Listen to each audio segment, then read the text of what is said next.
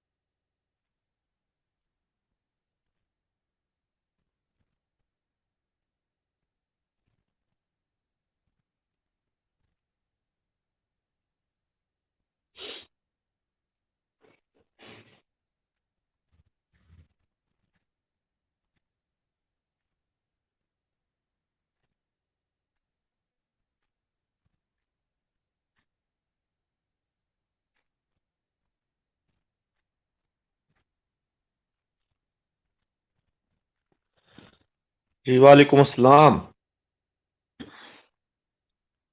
अभी कायनात बेटा हमारा, बाकी किधर गए भी महरीन?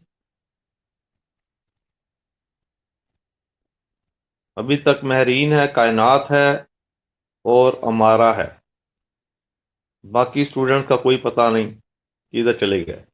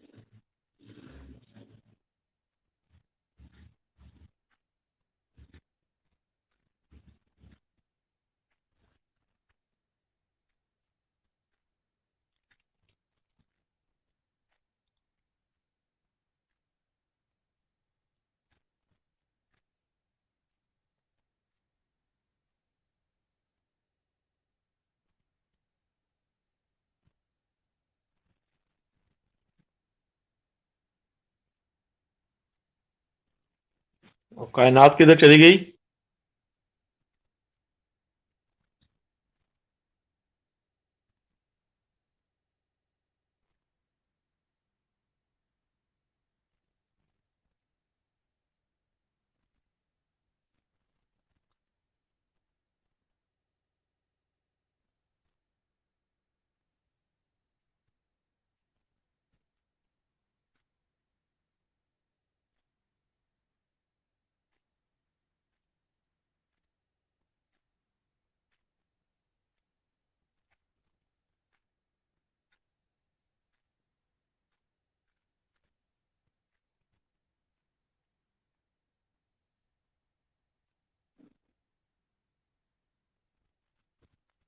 आवाज नहीं आ रही? मैं तो बोल रहा हूँ भाई।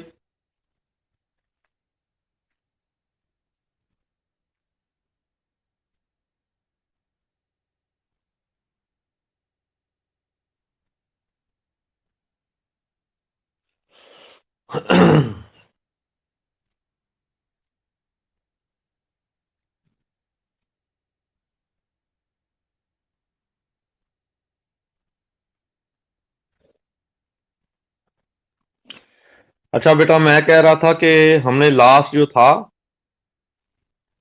वो नॉर्मल डिस्ट्रीब्यूशन प्रॉपर्टीज को डिस्कस किया था।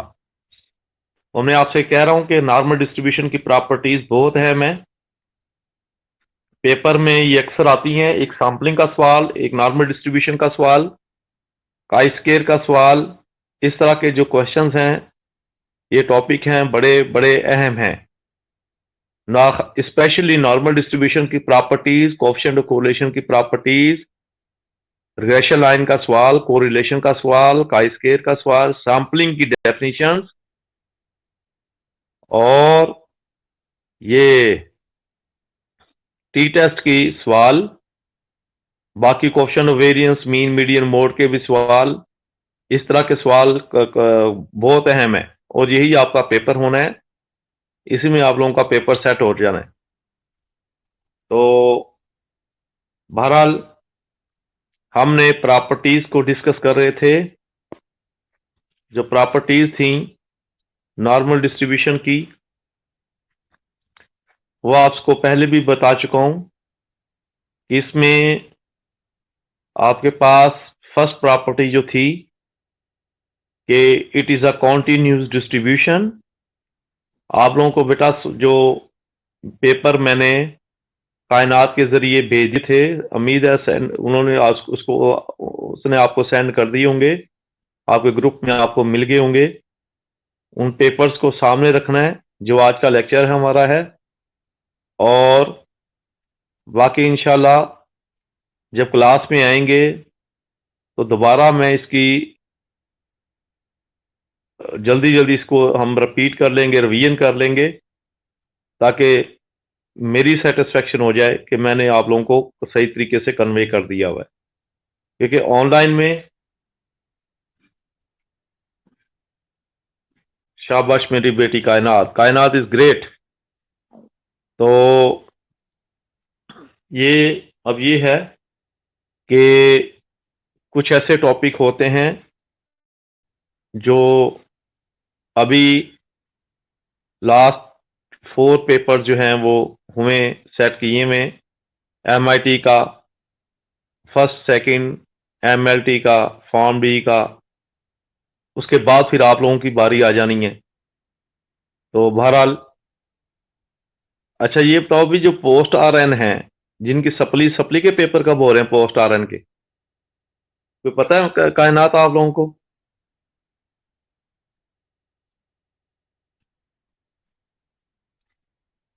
मेरी बेटी किसी को पता है कि पोस्ट आरएन जो नर्सिंग है बीएसएन, उसके सप्ली के पेपर कब स्टार्ट हो रहे हैं?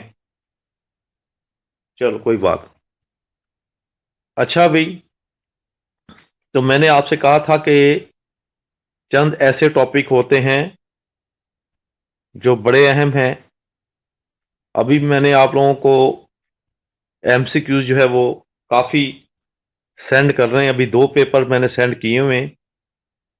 उसमें रिसर्च के जो रेलेवेंट होंगे उसको आपने अंडरलाइन कर लेना है, वो नेक्स्ट ईयर में आपको काम आएंगे जो भी आपको पढ़ाएगा। और जो अब जो हैं उसमें 3 किस्म के एमसीक्यूज होंगे, एक बायोस्टैट के, एक एपिडेमियोलॉजी के, एक रिसर्च के, मिक्स हैं। तो एपी के और बायोस्टैट के एमसीक्यूज जो है वो आपने रटे लगा लेने। तो बेटा मैं आपसे कह रहा था कि नॉर्मल डिस्ट्रीब्यूशन जो है, इसकी प्रॉपर्टीज को हमने डिस्कस किया था और मैं इसको रिपीट कर रहा हूं। और आज एक टेबल भी है और इस टेबल को ध्यान से रखना है। ये टेबल को स्कैन करके 3 टेबल इकट्ठे हैं। एक पहला टेबल जो है जो आज आप लोगों ने करना है वो नॉर्मल डिस्ट्रीब्यूशन का है, एरिया मेथड। और दूसरा टेबल जो है वो टी टेस्ट का है। और तीसरा टेबल जो है वो काई स्क्वायर का टेस्ट है, काई स्क्वायर का टेबल है। तो आज जो आप लोगों ने, एक और भी है एफ टेस्ट अनोवा, वो क्लास में इंशाल्लाह मैं आपको दे दूंगा। वो ज़रा लंबा चौड़ा टेबल है, ये आपने यूएचएस में देकर जाना है टेबल, ताकि वहां से टेबल की वैल्यू जो है वो देख सको और उसको हल कर सको। तो वहां पर ये कैलकुलेटर, आपका कैलकुलेटर के बगैर बायोस्टैट हल नहीं होनी।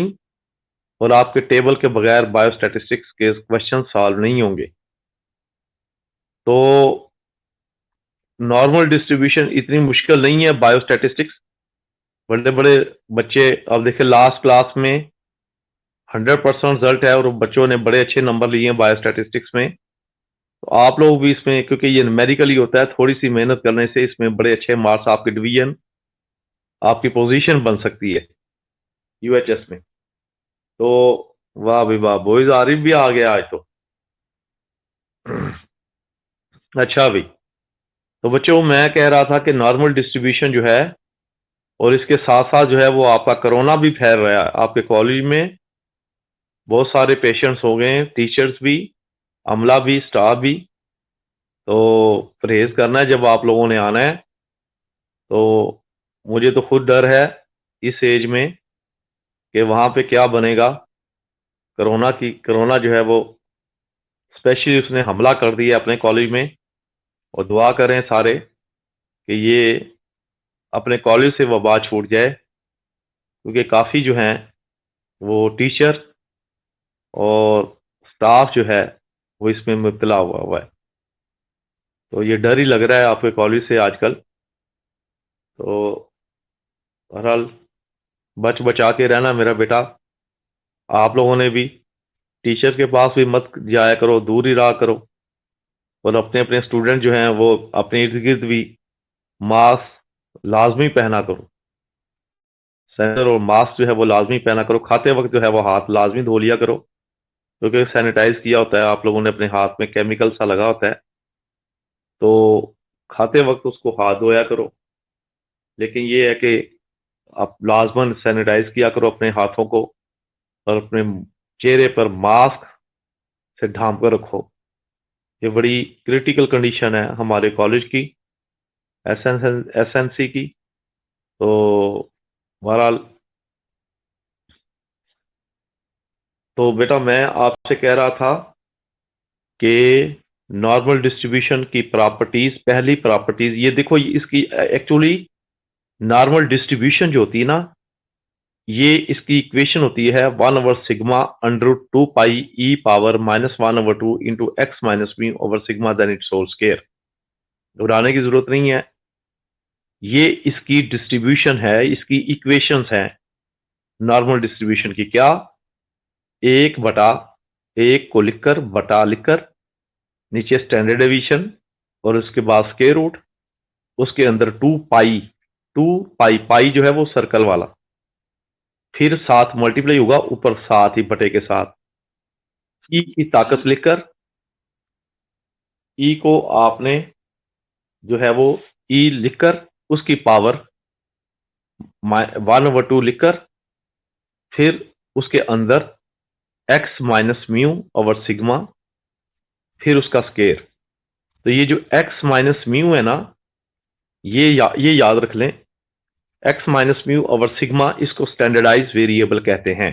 जेड का जो फॉर्मूला होता है स्टैंडर्डाइज वेरिएबल का, वो x minus mu divided by sigma इसका फॉर्मूला है। यानी एक्स में से पॉपुलेशन मीन माइनस किया जाता है और उसको पॉपुलेशन स्टैंडर्ड डेविएशन के ऊपर डिवाइड कर दिया जाता है। तो ये हमारे पास स्टैंडर्डाइज वेरिएबल आ जाता है, जिसको बेटा z से जाहिर करते हैं।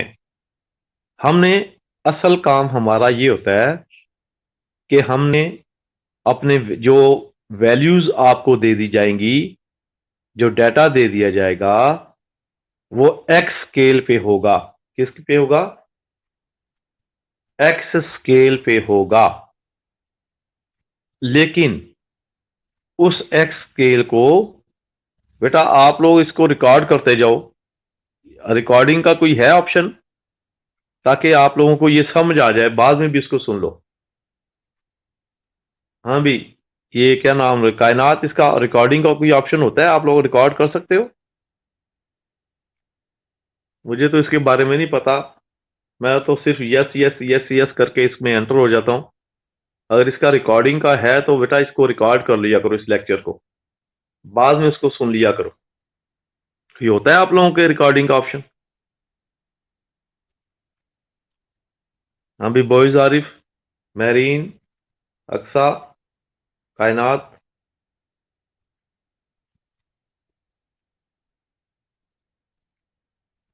और यूट्यूब पे कहाँ पे होना है? यूट्यूब क्या ये जो लेक्चर दे रहा हूँ ये यूट्यूब पे आ जाएगा?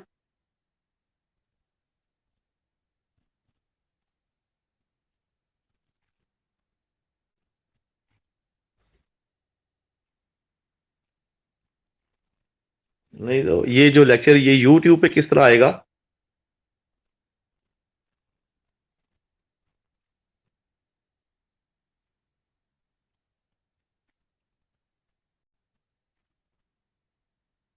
नहीं, वो किसी और की रिकॉर्डिंग होगी यूट्यूब का, ये हमारा जो है ये जो मैं बोल रहा हूँ ये वाला।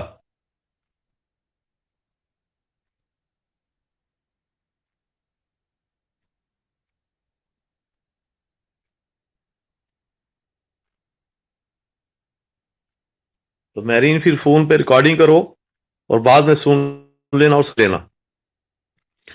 तो बच्चों मैं कह रहा था आपको कि नॉर्मल डिस्ट्रीब्यूशन जो है ये स्टैंडर्डाइज वेरिएबल बड़ा है, मैं इसमें z equal to x minus mu over sigma,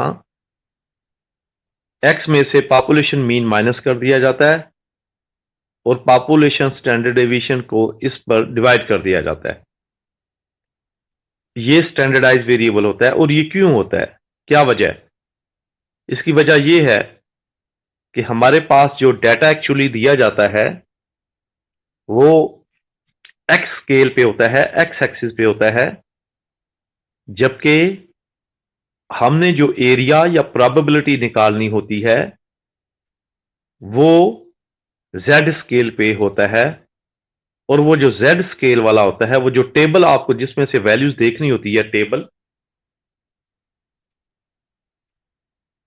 तो जो ये फार्मूला कह रही है 1/, sigma √2 pi e power 1/2 into x minus mu divided by sigma then it's whole square. ये इसका फार्मूला है नॉर्मल डिस्ट्रीब्यूशन का या नॉर्मल कर्व का।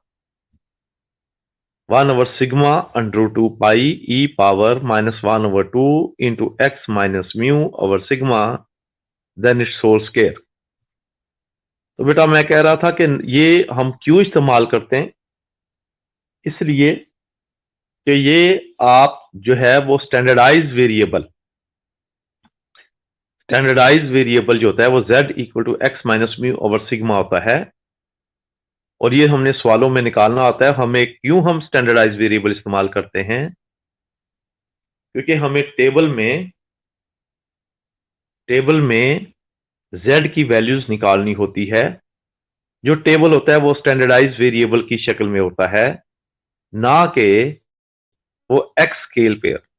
हाँ, जो डाटा सवाल दिया जाएगा वो एक्स स्केल पे होता है, जबकि टेबल वैल्यू जो होती है वो जेड स्केल पे होती है। इसलिए हम जेड जो है स्टैंडर्डाइज वेरिएबल को इस्तेमाल करते हैं। अब आपको जो टेबल मैंने बेटा दिया हुआ है उस पर देखें कि कॉर्नर पे जेड लिखा हुआ है, कॉर्नर पे जेड लिखा हुआ है और साथ ही ये लिखा हुआ है पहला टेबल जो है, पहला जो पेज आपको मैंने सेंड किया है रात को, पहला टेबल जो है वो बड़ा सा एक ही पेज पर मुश्तमिल है। वो जेड कॉर्नर पे छोटा सा जेड लिखा हुआ है,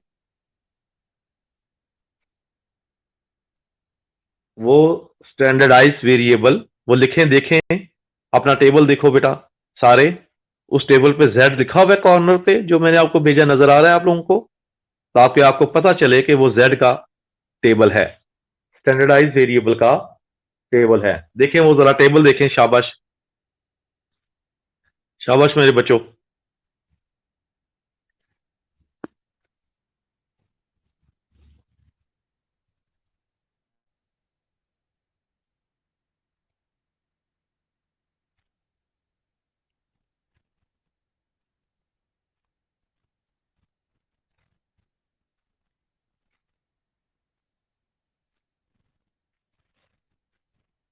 कायनात, बोइज आरिफ, महरीन, वो देखो जेड लिखा हुआ है कॉर्नर पे, जेड, छोटा सा जेड लिखा होगा,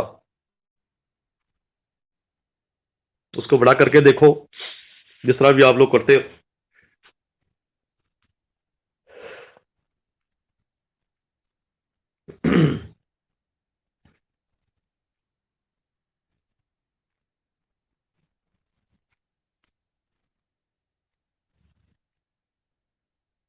अभी अभी बताया नहीं आप लोगों ने, वो जेड लिखा हुआ है।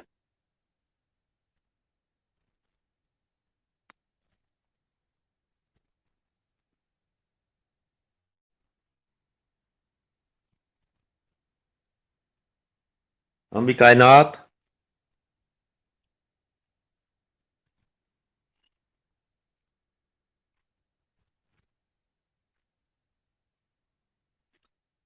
तो इसलिए हम इसको स्टैंडर्डाइज वेरिएबल में कन्वर्ट करते हैं। इसको स्टैंडर्डाइज वेरिएबल में कन्वर्ट करने के बाद इसकी प्रोबेबिलिटी या इसका आंसर निकालते हैं। तो z जो होता है, हाँ वो वाला टेबल जो है, शाबाश। तो z, इसलिए हम इसको z को इस्तेमाल करते हैं क्योंकि ये स्टैंडर्डाइज वेरिएबल है। और एक और चीज भी वहां पे लिखी है, 0 to z। 0 to z से मुराद है कि ये 0 से स्टार्ट होता है। हमेशा जब भी आप प्रोबेबिलिटी या एरिया को निकालोगे, गौर से मेरा बेटा सुन लो मेरी बात, जब भी आप प्रोबेबिलिटी या एरिया निकालते हो तो वो हमेशा 0 से स्टार्ट होता है। कहां से स्टार्ट होता है? 0 से। मैं अभी एक्सप्लेन करता हूं जब मैं आपको न्यूमेरिकल करवाता हूं, जो अब मैंने आप लोगों को सेंड किए हुए। तो 0 से स्टार्ट होता है। तो बच्चों 0 to z एरिया देखा जाता है और स्टैंडर्डाइज वेरिएबल z की फॉर्म में ये होता है। अब चलें इसको मैं मुख्तसरन आपको रिपीट करता हूं इसकी प्रॉपर्टीज को, कि ये जो नॉर्मल कर्व है ये हट की शक्ल की होती है, कर्व की शक्ल में। हट जिस तरह देखी ना आपने, बेल शेप, बेल शेप होती है, घंटी की शक्ल। पुराने जमाने, आजकल तो घंटी वो डिब्बा बनी होती है ना, मुख्तलिफ शेप बनी होती है, लेकिन वो पुराने जमाने में साइकिल की घंटी या वो बेल शेप, जिस तरह वो चर्च में मंदिर में वो होता है ना घंटा, बेल, वो बेल शेप होता है घंटा जिसको कहते हैं, वो बेल शेप की शक्ल का होता है। तो वो शक्ल जो है वो कर्व की शक्ल होती है। तो बच्चों पहली प्रॉपर्टी है कि it is a continuous distribution. जिसने नहीं लिखी वो दोबारा लिख ले, it is a continuous distribution. Number 2, और continuous, it is a bell shape distribution. दूसरी प्रॉपर्टी क्या है? It is a bell shape distribution. अच्छा, आपको एमसीक्यूज में इस तरह से भी आ सकती है, the shape of the normal distribution is dash, नीचे U shape, B shape, J shape, bell shape. तो इस तरह आपने बेल शेप को, या ट्रायंगल या सर्कल शेप, तो आपने बेल शेप को उसको टिक कर देना है। तो first of all, the normal curve is a continuous distribution. Second, the normal distribution, the normal curve is a bell shape curve. ये बेल शेप कर्व है। Number 3, the range of the normal distribution is minus infinity to plus infinity. ये minus infinity से plus infinity इसकी range है। Fourth, the total area under the normal curve is unity. इस हट के अंदर, इस बेल शेप के अंदर जो टोटल एरिया है वो नॉर्मल डिस्ट्रीब्यूशन का, वो एक है। यानी इस पूरी कायनात का जो मालिक है वो एक अल्लाह है, एक ही पावर है। तो the total area under the normal curve is unity. Number 5, आप देखें, अब देखें, अगर आपके पास टोटल एरिया 1 के बराबर है तो बच्चे उसको हाफ काट दें दरमियान में, सेंटर में। जब सेंटर में आप इसको काटेंगे तो फिर हाफ एरिया कितना हो जाएगा? 0.5 लेफ्ट साइड पे और राइट साइड पे 0.5 हो जाएगा। तो 0.5 और 0.5 जो है ये इसका हाफ एरिया कहलाएगा।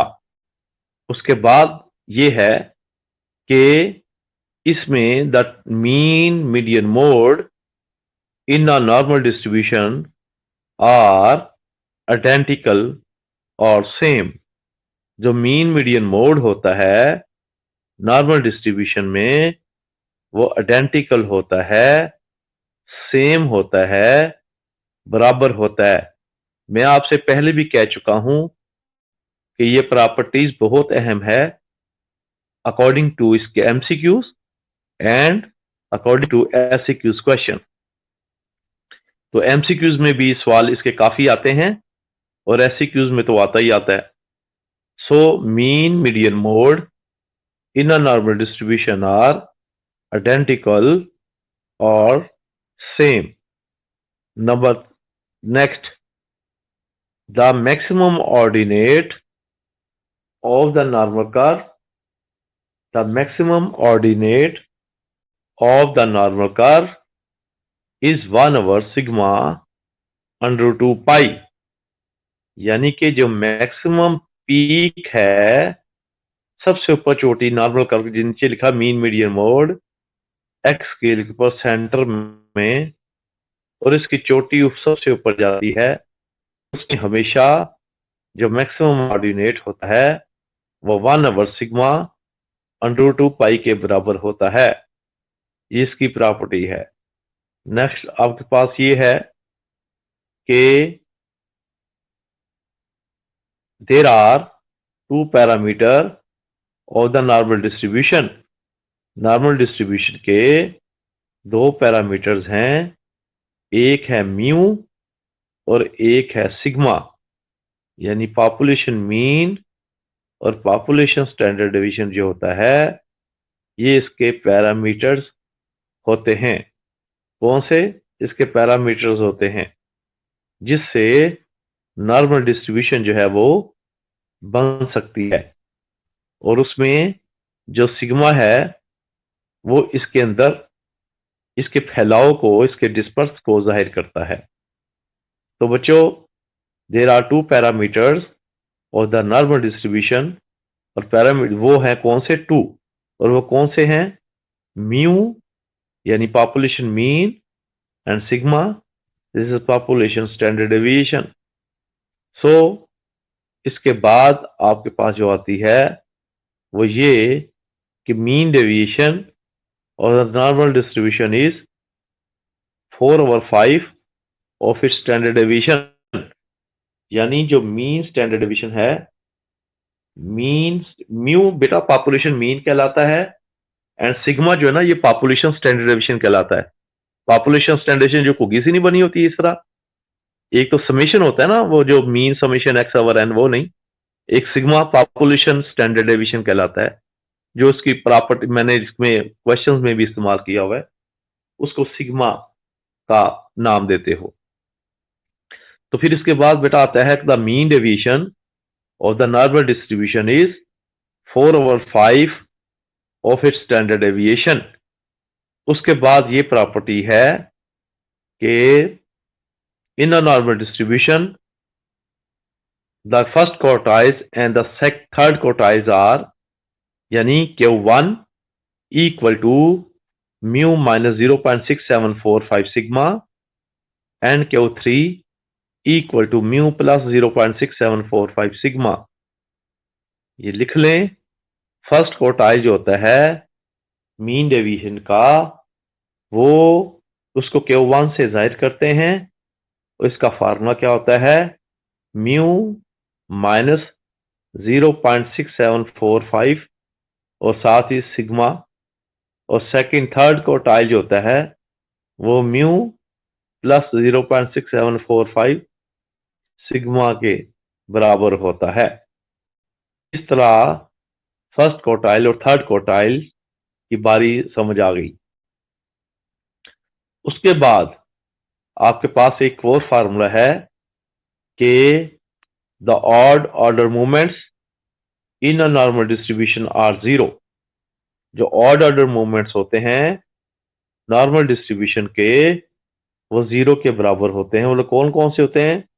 μ1, μ3, μ4, μ5, μ7, μ9, μ11, यानी पॉपुलेशन मीन इंक्रीज करती है। इसको कहते हैं पॉपुलेशन स्टैंडर्ड डेविएशन। तो द ऑड ऑर्डर मूवमेंट्स और द नॉर्मल डिस्ट्रीब्यूशन आर 0। तो और सेकंड मूवमेंट्स और the normal distribution are is always equal to variance. Second movement जो होता है वो बेटा हमेशा वेरिएंस के इक्वल होता है, यानी μ2 is equal to sigma square. अच्छा बच्चों, इसके बाद मैंने आपको करवाया, बता रहा हूं, जो जो 2-3 प्रॉपर्टीज मैंने भेजी हैं कि जो क्या नाम लेता था, उस्मान का नाम भूल गया, कि हाँ द बीट मूवमेंट्स रेशो क्या होती है? मूवमेंट्स रेशो को β1 और β2 से जाहिर किया जाता है। इसको मूवमेंट्स रेशो कहते हैं। मूवमेंट्स रेशो बेटा क्या होती है? β1 और β2, यानी जो मूवमेंट्स रेशो होती हैं ऑफ द नॉर्मल डिस्ट्रीब्यूशन में, वो β1 0 के बराबर होता है और β2 3 के बराबर होता है। So β1 equal to 0 and β2 equal to 3, then it tend to normal distribution. वो हमेशा नॉर्मल डिस्ट्रीब्यूशन होती है। इसके अलावा मैंने आपको एक कर्व की शक्ल में ये प्रॉपर्टीज आप देखें, तो मैंने आप लोगों को कर्व की शक्ल में भेजी है कि एक कर्व बनी है और उसके अंदर जो है वो किस तरीके से आपके जो है वो एरिया लाइज करता है कि इसमें एक कर्व के अंदर म्यू प्लस माइनस सिग्मा के अंदर कितना एरिया है, म्यू प्लस माइनस सिग्मा के अंदर कितना एरिया है। तो ये आप लोगों ने ये कर्व की शक्ल में, उम्मीद है कि आप लोगों को मिल गई होंगी। ये पेज जो मैंने आपको सेंड किया हुआ है, मैं दोबारा निकाल देता हूं। इसमें नॉर्मल डिस्ट्रीब्यूशन का पेज आपके पास होगा। तो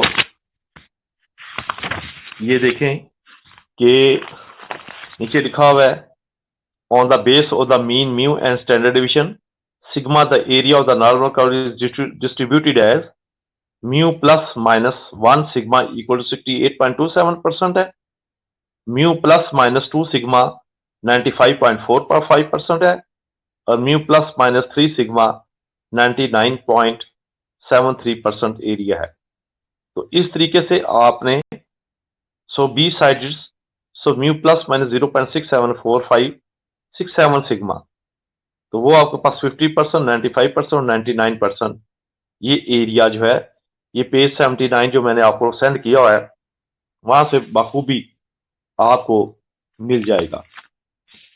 अच्छा बच्चों, ये तो था आपके पास नॉर्मल डिस्ट्रीब्यूशन का जो प्रॉपर्टीज और नॉर्मल डिस्ट्रीब्यूशन की जो है वो इसके जो है वो हमने इसका इंट्रोडक्शन किया कि इसके पैरामीटर्स कितने, और यही मैंने कहा था कि ये पेपर में बहुत अहम है और पेपर में अक्सर इसकी प्रॉपर्टीज जो है, हाँ कोई भी डिसिप्लिन हो, हाँ वो आपके अलाइड स्कूल के MIT, MLT, dental technology, dental hygiene, physiotherapy, आपकी DPT, PharmD, या कोई भी आपकी MPhil, पोस्टर एंड नर्सिंग, या आपकी speech therapies, OTT operation theatre technology, जहां पर भी आपके BSc बायोटेक्नोलॉजी, ये जो प्रॉपर्टीज मैंने आपको डिस्कस की हैं ये बड़ी अहम है। आप इसको सीरियस लेना। पेपर में अक्सर टीचर इसी पर कंसंट्रेट करते हैं, इसी पेपर में दे देते हैं। अच्छा बच्चों, इसके बाद अब मैं आपको इसके न्यूमेरिकल जो है वो करवा रहा हूं कि न्यूमेरिकल किस तरीके से सॉल्व कर। और मैंने आपको ये भी बताया कि नॉर्मल डिस्ट्रीब्यूशन हमेशा कॉन्टिन्यूस डिस्ट्रीब्यूशन होती है। अच्छा, मैंने आप लोगों को एक पेज सेंड किया हुआ है अपने हैंडराइटिंग का। सबसे पहले मैं उसको बता रहा हूं। उसमें देखें कि आपके पास फाइंड द एरिया और the probability normal distribution. Find the area, area भी इसे कहते हैं AREA, एरिया, और the probability of the normal distribution if mean population mean इसे कहते हैं बच्चे, population mean mu equal to 11 and population standard deviation sigma equal to 7. Population standard deviation equal to 7. The first of all, find the probability greater than 15, और हम इसको symbolically इस तरीके से भी लिख सकते हैं कि probability x is greater than and equal to 15. Second part, less than 14, or probability x is less than 14. And third part, between 9 and 15, or probability if 9 is less than equal to x is less than equal to 15. ये बच्चों मैंने आपको एक सवाल अपने handwriting से send करके भेजा हुआ है। अब मैं इसको न्यूमेरिकल को सॉल्व करता हूं। उम्मीद है कि आप लोगों ने इसको अपने सामने रख लिया होगा। हाँ जी, कायनात, वहीद आरिफ, सब बच्चों ने रख लिया है।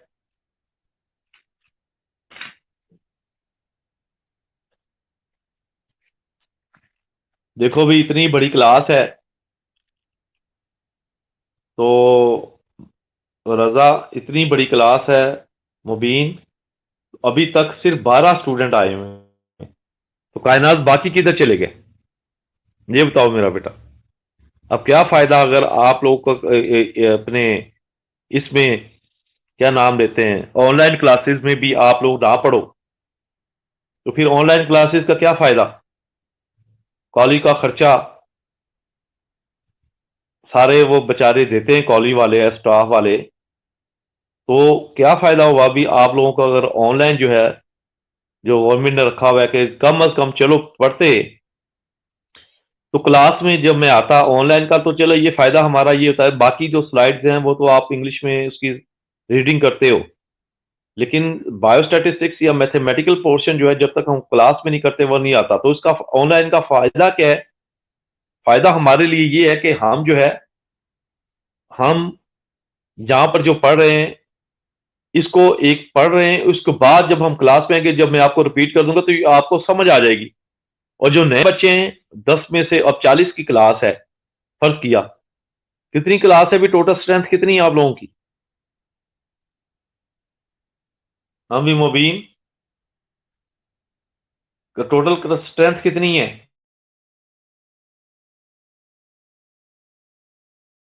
कितने स्टूडेंट्स क्लास में, 52, बताओ भाई। अब 52 में आप 12 माइनस कर दो तो बाकी कितने बच्चे, 40, और 40 बच्चे नहीं आ रहे। अब क्या किया जाए इन 40 बच्चों का, फिर इनको तो यही ना कि जुर्माना किया जाए तो फिर भी सही है। अब 40 बच्चों का तो नहीं है नेट का मसला। अब आप लोगों को भी तो है ना, अभी लोग आउट ऑफ सिटी रहते हो, दूर दूर से रहते हो, ये वही जालब कहाँ आप इतनी दूर से रहता है, बाकी बच्चे बच्चियां भी दूर से रहती हैं। तो अब देखें, अब 42 स्टूडेंट्स गायब हो जाना ये अच्छी बात तो नहीं है। सबसे बड़ा मसला ये होगा कि जब दोबारा मैं क्लास में आप लोगों को पढ़ाऊंगा तो फिर आप लोगों को समझ नहीं आएगी, उनको समझ नहीं आएगी, आप लोगों को समझ आ जाएगी, आपकी रिवीजन भी हो जाएगी, आपको अच्छी समझ भी आ जाएगी, क्योंकि आप लोगों ने कर लिया होगा एक दफा और वो फर्स्ट टाइम पढ़ेंगे। अब क्या मसला है इन बच्चों को जो ये स्टूडेंट्स क्लास में नहीं आ रहे हैं या ऑनलाइन नहीं पढ़ रहे, ये तो गलत है ना, ये सरासर ज्यादती है अपने कॉलेज के साथ भी, अपने साथ भी, और टीचर के साथ भी। एक टाइम निकाल कर आपको 2-2 घंटे पढ़ाया जाए या घंटा पढ़ाया जाए और आप उसके बावजूद ना हो तो फिर दिलचस्पी नहीं रहती। फिर आप लोगों को कि जी सर आपने तो 20 आधा घंटा पढ़ाया, अब क्या पढ़ाऊं मैं। जब तक आप लोगों की दिलचस्पी नहीं होगी तो मैं क्या करवाऊंगा आप लोगों को। मैंने सिर्फ हवा में तो नहीं तलवारें मारनी, या खाली खाली 1-2 बच्चों को तो नहीं पढ़ाना। तो बेटा बात ये है कि अपना नुकसान मत, उन्हें कहें अपना नुकसान मत करें, कम अज कम जो ऑनलाइन हो सकते हैं वो ऑनलाइन हो जाएं। मैं आपको पहले ही बताया था कि रिफा इंटरनेशनल यूनिवर्सिटी में पढ़ाता हूं, वहां पर फार्म डी फार्मेसी का बच्चा था। कहाँ पे मैंने आपको शायद क्लास में बताया हुआ है, कहाँ पे वो गांव था एक मुल्तान से आगे, और उसके घर में सिग्नल नहीं आते थे और वो ऑनलाइन था, और वो उसकी आवाज बाकी सारे थे और उसकी आवाज में परिंदे बोल रहे थे, जिस तरह किसी चिड़ियाघर में जिस तरह उसने अपने घर में परिंदे रखे होते हैं, तोते चिड़िया। तो मैंने उस स्टूडेंट से पूछा कि बेटा तुम कहाँ से, कहा वो था भी सीआर। मैं कहा तुमने अपने घर में इतने परिंदे रखे हुए? कहता है नहीं सर, मैं जहां से चलता हूं ना, जहां पर मैं अपना रहता हूं, वहां पर सिग्नल का नामो निशान नहीं है। तो फिर मैं अपना मोबाइल लेकर खेतों में चला जाता हूं और दूर दराज काफी एक कुछ किलोमीटर के फासले पर मुझे मुझे सिग्नल एक आ जाते हैं। वो उस दरख्त के नीचे जो है मैं बैठा हूं और उस दरख्त पर चिड़िया परिंदे जो है वो तोते बोल रहे हैं। अब बताओ, वो बच्चे वो भी तो इतनी दूर से अपने सिग्नल के लिए कहां से वो लेक्चर अटेंड कर रहा है ऑनलाइन। तो जिनके घरों में आते हैं और वो घरों में अगर ना पढ़ो तो बेटा फिर तो ज्यादती है ना।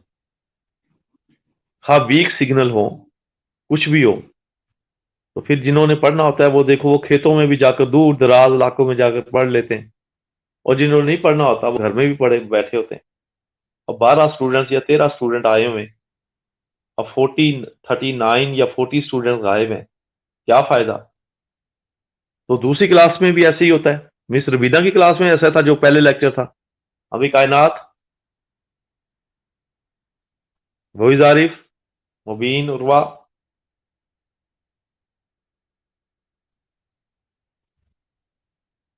ये मैडम रबीना की क्लास में भी ऐसा ही था, या वहां पे सारे बच्चे आ जाते हैं?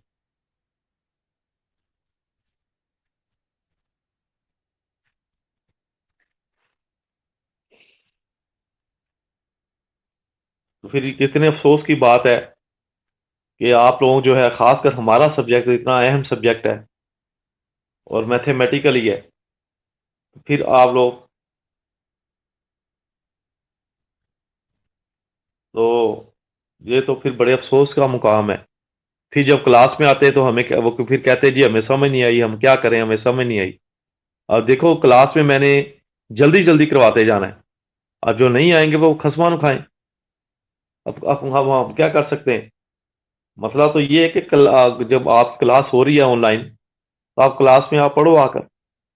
बहरहाल बच्चों, ये था कि ये तो थी प्रॉपर्टीज। अब मैंने आपको एक सवाल, छोड़े इन बातों को, ये तो सिलसिला इनका चलते ही रहना स्टूडेंट्स का। तो बेटा मैंने कहा था कि ये एक नॉर्मल डिस्ट्रीब्यूशन, इसके पेपर में किस तरीके से क्वेश्चन आते हैं वो भी आप लोगों को मैंने एक सेंड किया हुआ है कि according to an hospital record,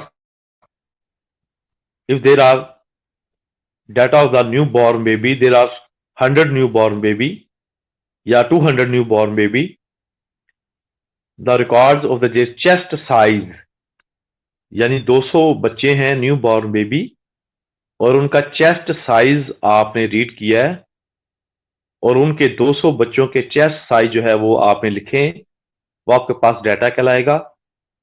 उन चेस्ट साइज बच्चों का जो है वो डाटे का, किसी का 10.5 है, किसी का 7.8 है, किसी का 11.6 सेंटीमीटर है, एंड सो ऑन। उनका आपने उनको सम किया और 200 पे डिवाइड किया, उनका मीन आ जाएगा। उसके बाद बेटा उसका स्टैंडर्ड डेविएशन आ जाएगा। ये दो आपके पास मीन और स्टैंडर्ड डेविएशन आ जाते हैं, और आपको उसका साइज डाटे का देता है। कैपिटल एन जो है वो 200 है, पॉपुलेशन साइज। जब आपके पास ये आता है तो फिर आपको कहता है कि उन बच्चों की तादाद बताओ, कि जो, या उन बच्चों की परसेंटेज बताओ, या उन बच्चों की प्रोबेबिलिटी भी बताओ जिनका चेस्ट साइज है वो 11 सेंटीमीटर टू 19 सेंटीमीटर है। अब आप 200 बच्चों का डाटा देखोगे तो फिर ही बताओगे ना। तो हमने ऐसा नहीं करना, हमने नॉर्मल डिस्ट्रीब्यूशन की टेक्निक्स को इस्तेमाल करते हुए जो है वो डाटे को इस्तेमाल करते हुए आपने इस सवाल को सॉल्व करना है। और यही सवाल जो है, इस तरह की एक शक्ल एग्जाम्पल जो मैंने आपको पेज सेंड किया हुआ है उसको देखें। उसमें आपको कहता है कि ग्रेटर देन 15। इसमें बच्चों देखो, नॉर्मल डिस्ट्रीब्यूशन कॉन्टिन्यूस डिस्ट्रीब्यूशन होती है, और ये मैंने लिखा हुआ है प्रोबेबिलिटी, ब्रैकेट लिखी हुई है, x is greater than and equal to. अगर आपको किसी सवाल में इक्वल डाले या ना डाले, ग्रेटर देन के नीचे इक्वल लिखा हुआ है। अब probability x is less then 40 लिखा हुआ है, इसके नीचे इक्वल नहीं लिखा हुआ, तो ये इसमें कोई फर्क नहीं पड़ता, आपने बहस नहीं करनी, क्योंकि ये कॉन्टिन्यूस डिस्ट्रीब्यूशन होती है और इक्वल डालें या ना डालें इसमें कोई फर्क नहीं पड़ता। हाँ, अलबत्ता जो बाइनोमियल डिस्ट्रीब्यूशन होती है ये डिस्क्रीट होती है, उसमें इक्वल डालेंगे तो शामिल होगा, इक्वल नहीं डालेंगे तो वो शामिल नहीं होगा, इंक्लूसिव और एक्सक्लूसिव की फॉर्म में आ जाएगा। तो यहां पे नॉर्मल डिस्ट्रीब्यूशन में इक्वल लगाएं या ना लगाएं इसकी सेहत पर फर्क नहीं पड़ता। अब बच्चों, आपको सोल्यूशन कर रहा है, दे रहा है, और पॉपुलेशन मीन आपको 11 दे रहा है इस सवाल में, और पॉपुलेशन स्टैंडर्ड डिवीजन जो है वो 7 दे रहा है। नीचे देखें, हट की शक्ल मैंने एक कर्व बनाई है, सेंटर में मीन आता है, सेंटर में मीन आ गया, वो क्या है 11। अब बताओ कि प्रोबेबिलिटी निकालता है, कहता है उनका निकालो जिनका चेस्ट साइज 15 सेंटीमीटर से ज्यादा है। अब 15 11 से अबव आएगा या बिलो आएगा? जी, 15 11 से अबव आएगा या बिलो आएगा? अबव आएगा, क्योंकि 15 बड़ा है 11 से, तो आपके राइट हैंड पे आएगा। अब और एक लाइन लगा दी और 15 लिख दिया। अब आप देखेंगे वो मैंने एक छोटी छोटी लाइनें, ब्लैक सी लाइनें बना दी हैं, उसके अंदर सवालिया निशान लिखा हुआ है, ये शेडेड एरिया, ये हमने निकालना है। इसके अंदर जो प्रोबेबिलिटी है, इसके अंदर जो बच्चे हैं वो आप लोगों ने निकालना है।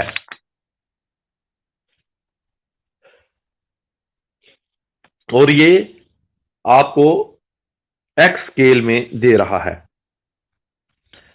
अब जब आपको ये निकालना आ जाए तो आपने नीचे एक z एक्सिस स्केल, एक लाइन मैंने z लिखा हुआ है, और 11 के नीचे पैरेलल मैंने 0 लिखा हुआ है। ये हमेशा याद रखना कि सेंटर में जो z होता है वो हमेशा 0 होता है, सेंटर में जो z होता है वो हमेशा 0 होता है। और ये जो 11 15 या जो भी आपकी इस x स्केल पे वैल्यूज होंगी, ये हमेशा x की वैल्यूज होंगी। किसकी होंगी? x की वैल्यूज होंगी। उसी x की वैल्यूज में से आपने मीन और उसी में से स्टैंडर्ड डेविएशन निकाला हुआ है। अब आपने क्या करना है, सबसे पहले 15 को स्टैंडर्डाइज करना है। 15 को बेटा किस तरह करना है? स्टैंडर्डाइज, यानी z equal to x minus mu over sigma. x में से म्यू माइनस किया जाता है और स्टैंडर्ड डेविएशन पर इसको डिवाइड कर दिया जाता है। अब आपने बेटा x की जगह 15 रखा और म्यू जो है वो दिया जा रहा है 11 है, और नीचे सिग्मा जो स्टैंडर्ड डेविएशन है वो 7 है।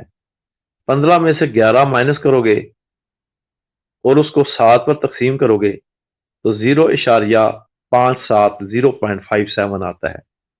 इसका मतलब है z पर 15 के पैरेलल आपने 0.57 लिख दिया। लिख लिया? इतनी समझ आ गई है सबको?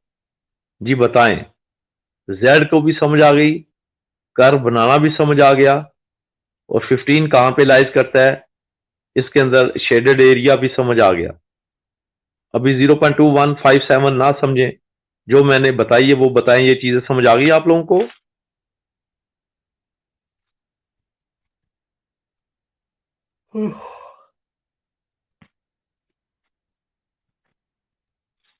जी कायनात, बॉयज समझ आ गई बेटा आप लोगों को?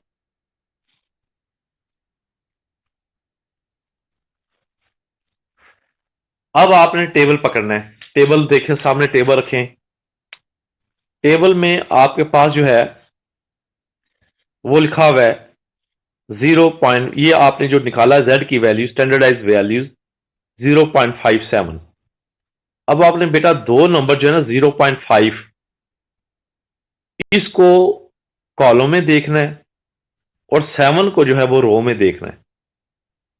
7, खाली 7 को जो है यहां पे आता ना, अगर 0.559 तो 0.5 को तो कॉलम में देखते, कॉलम में देख के पास टेबल है 0.0, 0, 0.01, 0.02, 0.03, 0.01, 0.2, 0.3, 0.4, 0.6, 0.7, 0.8, 0.9, फिर 0.2 से स्टार्ट हो जाएगा, 0.2, 0. फिर 0.5 आ जाएगा। अब आपने क्या करना है, 0.5 को इधर से देखना है और 7 को रो में ऊपर दिखा हुआ है 0.007, 0.01, 0.02, 0.03, 0.05, 0.06, 0.07, तो 0.07 को ऊपर से आपने देखना है। अब 7 को जब आपने ऊपर से देखा, 0.5 को 7 में देखा, तो आपके पास 0.2157 जो है 51 वैल्यूज आ जाती है, 0.2151। ये सब बताओगे, ये टेबल में समझ आ गई है 0.215 टेबल में किस तरह देखी जाती है? शाबाश। 0.2151 टेबल में देखना आ गया। किस तरह आपने टेबल में से देखी है वैल्यू? अब इस पार्ट को मैं वाइंड अप कर रहा हूं। और ये हमेशा जो आपके पास व्हाइट वाला हिस्सा है, जो टेबल में से देखोगे, क्यों कि ये जो वैल्यूज होती है ये 0 से स्टार्ट होती है। आपने कहा था कि 0 to Z, ये 0 से स्टार्ट होती है और 0 से 0.57 तक की जो वैल्यू है वो है 0.2151। आपने तो बेटा आगे वाली वैल्यू देखनी है जिस पर सवालिया निशान है। अब आपको पता है, ये हम प्रॉपर्टी में पढ़ चुके हैं कि टोटल एरिया जो है वो 1 के इक्वल है। टोटल एरिया इस हट के अंदर, इस बेल शेप के अंदर 1 के इक्वल है, लेकिन हाफ एरिया किसके बराबर है? 0.5 के बराबर, यानी 0 to Z वो 0.5 है। हम अगर 0.5 में ये व्हाइट वाला हिस्सा जो 0.2151 है माइनस कर दें, तो आगे वाला हिस्सा जो जो सवालिया निशान आपको नजर आ रहा है, जो ब्लैक एरिया है, जो शेडेड है, उसकी वैल्यू 0.2849 समझ आ जाएगी। उसकी वैल्यू जो है 0.2849 आ जाएगी। तो यही प्रोबेबिलिटी है या यही एरिया है जो आपको कहता है कि 15 से ऊपर वाले हिस्से की प्रोबेबिलिटी निकालें। बताएं भी, ये समझ आ गई आप लोगों को?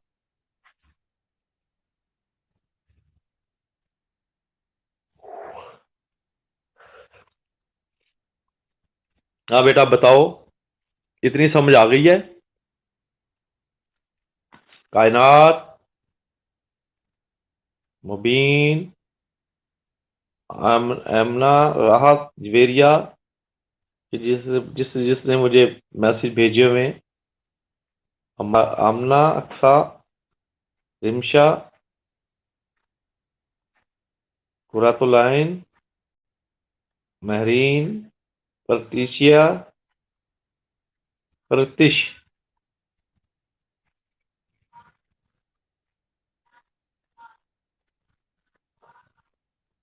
हाँ जी, समझ आ गई?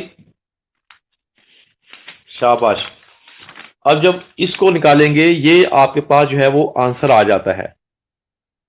अगर आप इसको परसेंटेज में लेना चाहते हो तो 0.2849 को 100 से मल्टीप्लाई कर दे तो 28.49% आ जाएगा। अगर आपको कहता ना कि परसेंटेज में आंसर दो, तो उसको बेटा 100 से मल्टीप्लाई करते हैं तो 28.49 आंसर आ जाएगा। अगर आपको 200 बच्चे कह रहा है, आपको कहता है कि 200 बच्चे हैं जिनका चेस्ट साइज जो मीन है वो 11 है और उसका स्टैंडर्ड डिवीजन 7 है, और उन बच्चों की तादाद बताओ जिनका जो चेस्ट साइज है 15 सेंटीमीटर से ज्यादा है। तो आपने क्या करना है, इसको 200 से मल्टीप्लाई कर देना है। 0.2849 को 200 से मल्टीप्लाई करो, कितना आता है जरा बताओ? 0.2849 मल्टीप्लाई 200, 200 बच्चे, 200 बच्चों का डाटा ये दिया हुआ है जी। बताएं ये कितना आता है? 0.2849 को 200 से मल्टीप्लाई कर दें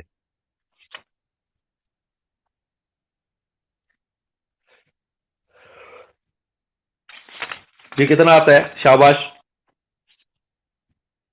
0.2849 को 200 से बेटा मल्टीप्लाई कर दो, कितना आता है?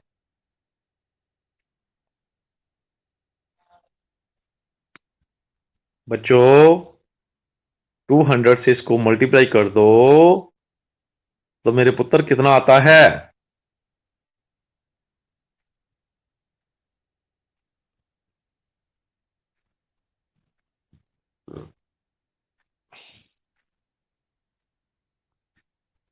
57.8 कायनात और मैरीन 56.9 कह रही है। तो बहरहाल 0.2849 को 200 से मल्टीप्लाई करना है, तो आपके पास चले 57.8 है, अप्रोक्सीमेटली 58। तो 58 बच्चे ऐसे हैं 200 में से जिनका चेस्ट साइज 15 सेंटीमीटर से ज्यादा है। इस तरह बेटा आपने सवाल पेपर में हल कर लेना है। अब सेकंड पार्ट में करवा रहा हूं, और से सुनना।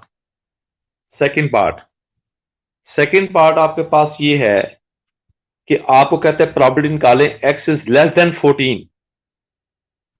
अब आपने कर्व बना ली। कर्व बनाने के बाद सेंटर में मीन 11 रखा। उसके बाद आपने 14 देखे कहां पे आता है, 11 से ऊपर ही आता है ना, उस जिस तरह आगे किया था। 11 से पीछे तो नहीं आता, 14 आता है। अब 14 से पीछे x लेस देन का मतलब है 14 से लेस पीछे जितना एरिया है वो आपने निकालना है। बिल्कुल उसी तरीके से 11 को सामने 0 लिख दिया, 14 को स्टैंडर्डाइज किया तो 0.42 आता है। इस 0.4 को 2 वो लिख लिया, 14 के नीचे लिख लिया z स्केल के ऊपर। 0.4 को 2 में टेबल में से देखा तो 0.628 आता है। ये 0.1628 एक्चुअली किसके दरमियान है, 0 और 0.42 के दरमियान। वो मैंने लिखा भी हुआ है, यानी थोड़ा सा ब्लैक के साथ 11 और 14 के दरमियान जो है 0.162728 आता है। तो आपको तो चाहिए इससे पीछे, आपको पता है उससे पीछे जो मैंने तीर का निशान लगाया वो 0.5 है, ये आप जानते हो। तो क्या करोगे, माइनस करोगे प्लस करोगे, प्लस करोगे। 0.5 को उसमें प्लस करोगे तो 0.6628 आपके पास ये प्रोबेबिलिटी है, ये आंसर आता है। इसको 100 से मल्टीप्लाई कर दोगे तो 66.28% आपके पास आएगा। अगर इसको 200 टोटल बच्चों से मल्टीप्लाई कर दोगे तो बच्चों की तादाद आ जाएगी जिनका चेस्ट साइज 14 सेंटीमीटर से कम है। हम भी बताओ, इतनी समझ आ गई सबको? पहला सवाल अगर समझ आ गया था ना तो दूसरा कोई मुश्किल नहीं है जी। कायनात, वहीद, आरिफ, मुबीन, मैरीन, प्रत्यश, अहमद, ईमान, जवेरिया, बताओ भाई।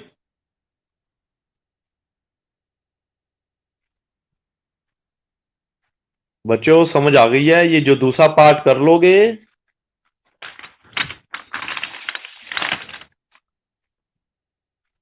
शाबाश।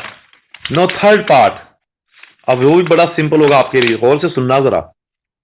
कहता है प्रोबेबिलिटी निकालो 9 less than equal to x is less than 15। 9 और 15 के दरमियान प्रोबेबिलिटी निकालनी है। कहता है कि उन बच्चों की तादाद बताओ या परसेंटेज बताओ या प्रोबेबिलिटी बताओ जिनका चेस्ट साइज 9 और 15 सेंटीमीटर के दरमियान है। तो सबसे पहले बेटा आपने कर्व ड्रा कर ली, वो 11 लिखा, 11 9 क्योंकि 11 के नीचे आता है वो आपने लेफ्ट साइड पे लिख लिया है, और 15 क्योंकि आपके अबव आता है 11 से वो ऊपर लिख दिया। इन दोनों के दरमियान मैंने ब्लैक मार्क कर दिया सारा। अब 9 को जब स्टैंडर्डाइज किया तो आपके पास -0.28 आता है। याद रखना कि प्रोबेबिलिटी या एरिया कभी माइनस में नहीं होता, ये हमेशा पॉजिटिव होता है। लेकिन जब लिखा जाता है तो माइनस में लिखा जाता है, लेकिन जब एरिया निकाला जाता है तो माइनस को इग्नोर कर दिया जाता है, याद रखना। जिस तरह मैंने 9 के बराबर जेड स्केल के नीचे लिखा है -0.28 लिखा हुआ है ना, इसी तरह 11 के नीचे आपने वो 0 लिख देना है, वो मैं भूल गया वो 0 है। और 15 के नीचे स्टैंडर्डाइज किया 0.57 है, यानी 9 को स्टैंडर्डाइज किया तो -0.28 है, 15 को स्टैंडर्डाइज किया तो 0.57 है। अब आपने बच्चों 0.2 को 8 में टेबल में देखा तो 0.1103 है, और 0.5 को 7 में टेबल में देखा तो 0.2151 है।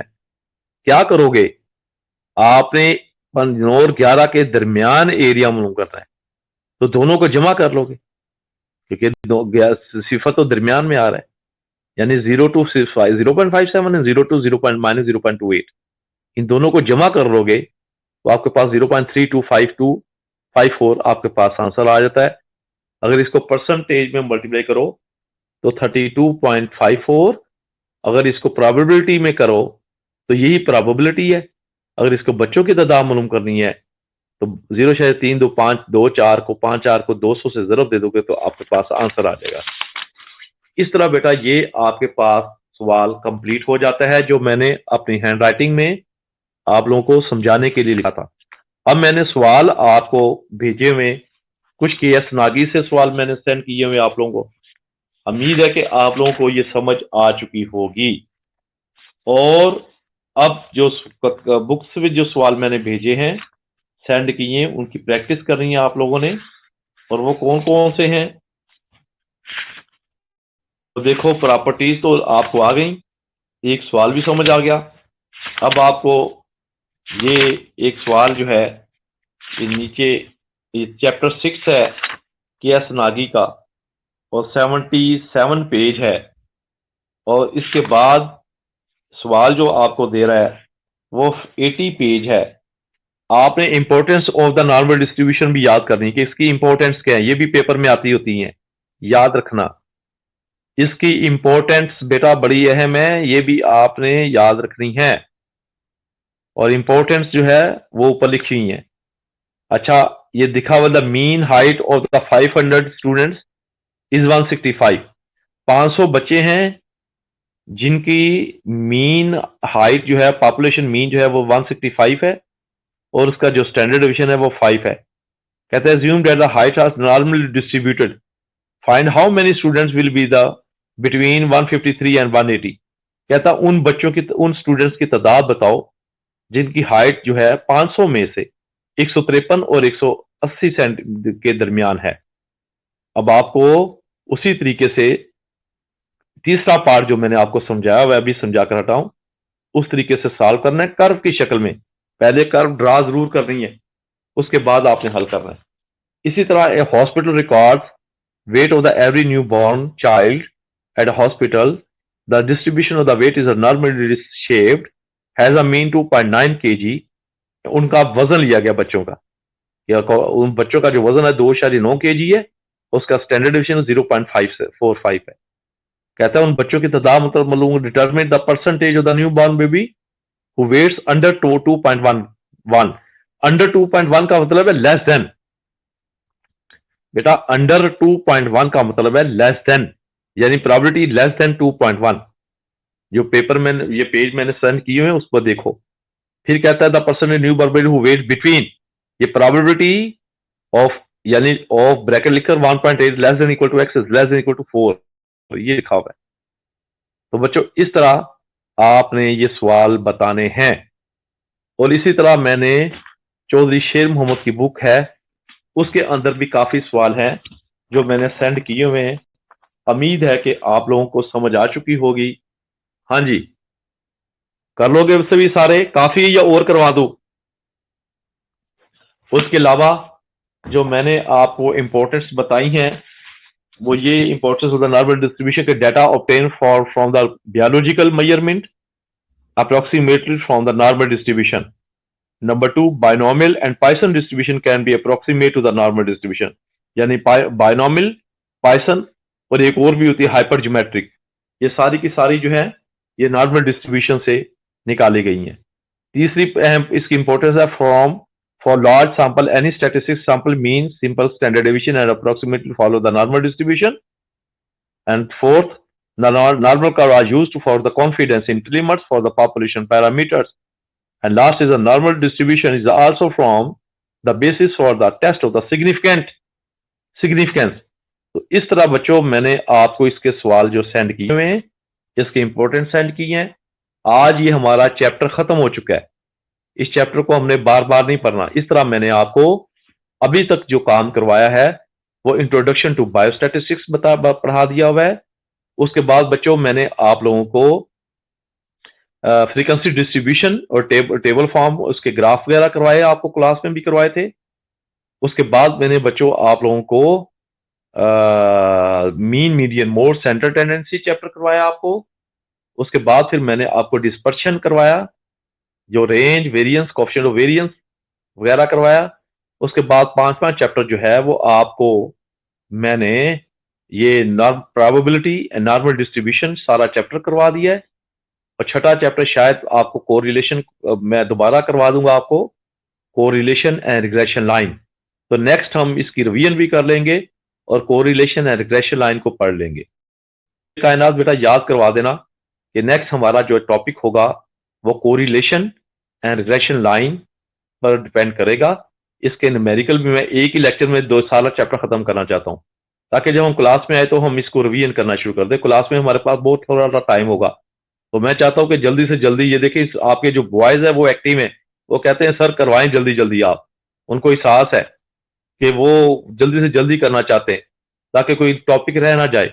लेकिन गर्ल्स जो है वो बहुत सुस्त हैं इस दफा, वो नहीं पढ़ना चाहती, ना वो क्लास में आ रही है ना वो पढ़ रही है, तो बड़ा मुश्किल हो जाना है बेटा क्लास इस तरह। तो बहरहाल नेक्स्ट मैंने आपको रिग्रेशन कोरिलेशन, उसके बाद फिर सैम्पलिंग टेक्निक करवाने के बाद न्यूमेरिकल, और आपके ये डिस्क्रिप्टिव स्टैटिस्टिक्स आपकी खत्म हो जाएगी। और इन्फ्रेंशियल स्टैटिस्टिक्स मेरी कोशिश होगी कि आपको कॉलेज में जो है वो फरवरी में अगर खुल गया तो मैं आपको कॉलेज में ही करवाऊं। उसमें हमारा काइस्के टेस्ट है और टी टेस्ट है और एफ टेस्ट है। तो ये टॉपिक है हमारे, काफी लेंथी है वो। तो बहरहाल नेक्स्ट आपका कोरिलेशन एंड रिग्रेशन लाइन होगा। जी बताएं, अभी सारे ये काफी है या और करना है, या मैं और करवाना शुरू कर दूं? बॉयज, बॉयज, आरिफ, मुबीन अली, कायनात, ये जो मेरे बच्चे आए हुए हैं 12 स्टूडेंट्स हैं, सिर्फ 12, बाकी वही 40 स्टूडेंट्स गायब हैं, उनको मैं नहीं काउंट कर रहा। इन 12 से पूछ रहा हूं कि काफी है या और करवा दूं?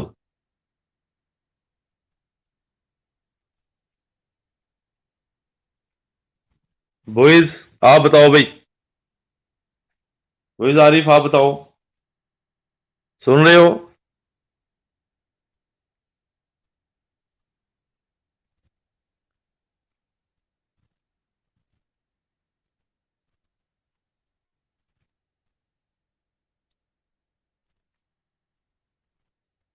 तो कायनात ये बेटा ये अटेंडेंस लगाकर उनको दे देना है। तो काफी टाइम अभी है, लेकिन ये कि हमारा जो है वो 2 घंटे का है। तो अभी आप इसको न्यूमेरिकल को सॉल्व करो। मैं ऑनलाइन ही हूं, कोई चीज पूछनी हो तो मेरा बेटा बताओ, पहले इसको सॉल्व करो। शाबाश, हरी अप।